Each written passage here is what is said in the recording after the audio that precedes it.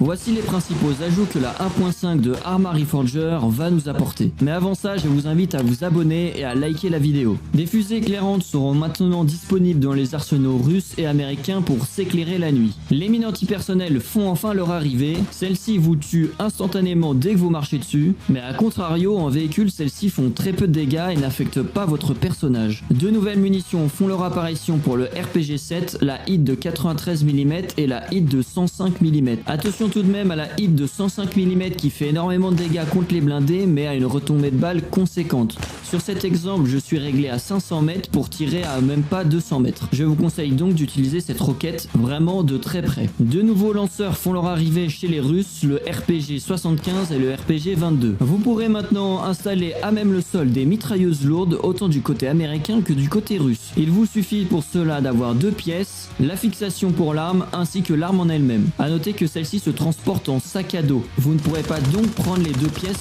en même temps sur vous. Par ailleurs, il sera maintenant disponible de construire des petits murs en sac de sable sans avoir besoin d'un camion de construction. Il sera maintenant disponible de tirer depuis un véhicule en mouvement et de bouger à l'intérieur de celui-ci. Je n'ai personnellement pas réussi à le faire sur ma version expérimentale, c'est pour ça que je vous mets du gameplay qui n'est pas le mien. Deux nouvelles variantes d'uniformes font leur apparition, le TTSKO et le Tiger Stripe, ainsi qu'un nouveau casque de pilote pour les Américains. En parlant de pilote, voici une nouvelle version du UH-1H américain qui rend très bien. Et bonne nouvelle pour les pilotes, la prise en charge des joysticks et OTAS sera maintenant pris en compte. Le splash des grenades dans l'eau a été retravaillé et le fait de vous déplacer maintenant dans les broussailles fera bouger les feuilles. Passons maintenant au côté gameplay. Il y aura dès à présent un commandant dans chaque équipe avec une radio spécialement pour lui. Cette personne-là pourra vous donner des missions que vous pourrez accepter pour gagner de l'expérience, comme par exemple réapprovisionner une base spécifique en supply ou faire une mission de reconnaissance. Il sera aussi maintenant disponible de construire des bases absolument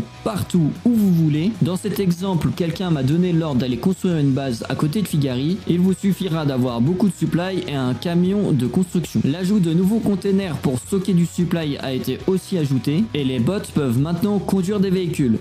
Bon, la conduite, ça reste encore à voir.